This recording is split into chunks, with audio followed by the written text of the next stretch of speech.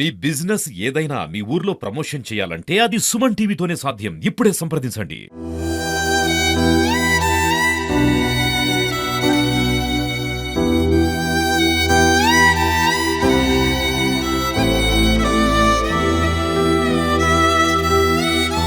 కోదాడలో వచ్చిన భారీ వరదలు చాలా కుటుంబాల్లో విషాదాన్ని నింపాయి. మొత్తం కూడా ఇల్లు కూడా నిలమట్టమైపోయిన పరిస్థితి కనబడతా ఉంది.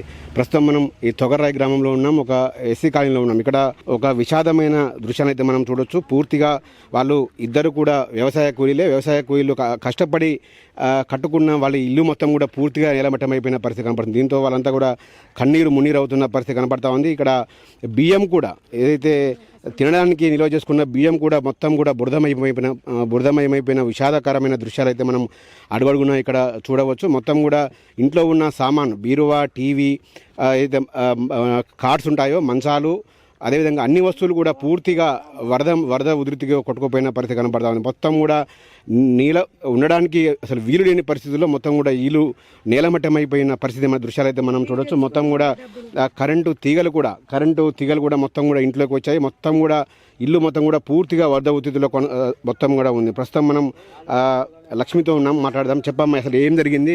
ఎన్ని గంటలకు వరద వచ్చింది? ఎట్లా? 8ంటికి వచ్చిందండి. 7:30 అయింది. ఇంట్లోనే ఉన్నాం మేము. పసిపిల్లకి జ్వరం తగిలింది, బిడ్డ పిల్లకి జ్వరం తగిలిందని సిరప్ పోసుకొని కూర్చున్నాం. ఇట్లా వచ్చి ఎమ్మటే వచ్చి ఎంత లోతని వచ్చింది. పిల్లని తీసుకొని బయటికి వెళ్ళినామండి. ఇక మేము జ్వరాలు తగ్గుతున్నాయి. మా ఆయనకి నాకు జ్వరం తగ్గుతుంది, మా బుజ్జి తగ్గింది. ఇక తగ్గితే జ్వరం డబ్బులు లేకపోయారు కానీ పని పోలేకపోతున్నాం. ఏరే కాడ డబ్బులు తెచ్చుకున్నామండి. ఒక 50,000 తెచ్చుకొని వడ్డీ తెచ్చుకొని అల్ల పెట్టుకున్నాం. ఇంకా శుక్రవారం అని డబ్బులు కట్టలేకపోయినాం. ఆ రోజే వచ్చి కట్ల ఎవరికి గట్లే ఉన్నాయి. ఉన్నారకనే ఈ బంగారం కూడా, అమ్మాయి బంగారం కూడా అల్ల పెట్టుకుంది.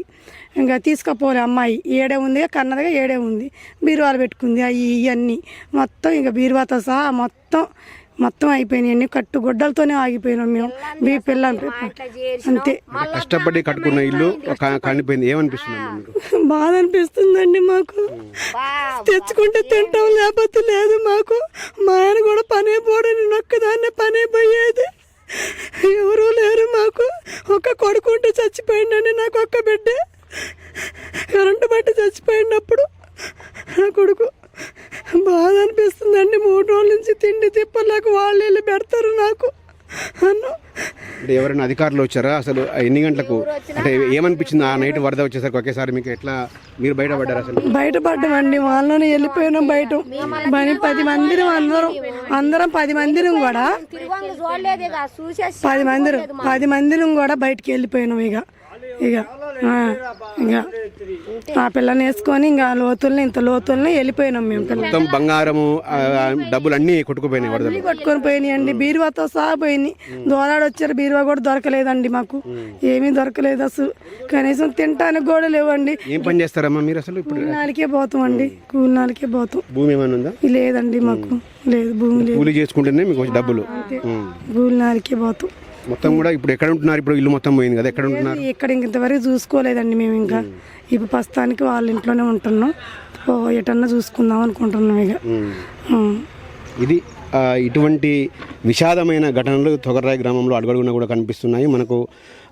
వీళ్ళు ఏదైతే కూతురి కోసం తెచ్చిన బంగారము, ఏదైతే ఆ కుటుంబ అవసరాల కోసము వడ్డీకి తీసుకొచ్చిన 50,000 నగదు, బీరువా అన్నీ కూడా సర్వస్వం కూడా వరద ఉధృతిలో కొట్టుకుపోయినాయి. దీంతో మహిళ కన్నీరు మున్నీరు అవుతున్న పరిస్థితి అయితే కనబడతా ఉంది. అయితే తోటివారు, చుట్టుపక్కల వారు సాయం చేయడంతో వారి ప్రాణాలు దక్కాయి. లేకపోతే వాళ్ళు కూడా కుటుంబం మొత్తం కూడా వరదలో కొట్టుకుపోయే వాళ్ళమని కూడా వాళ్ళైతే చెబుతూ ఉన్నారు. ఏదైతే ఇటువంటి ఘటనలు మొత్తం కూడా ఈ తొగర్రాయి గ్రామంలో అడుగడునా కూడా మనకు దర్శనమిస్తున్నాయి.